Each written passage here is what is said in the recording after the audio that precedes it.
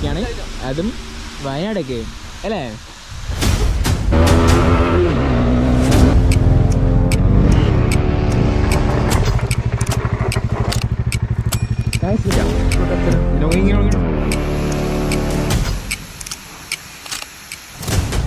Road മോശമാണ്, എന്താ വെച്ചാൽ വലിയ വലിയ കല്ലാളൊക്കെ ഉണ്ട്. ഈ വണ്ടി കയറത്തില്ല, റിസ്ക് ആണ്. നിങ്ങൾക്ക് റിസ്ക് എടുത്ത് കയറണം, കയറാം. ഓക്കെ.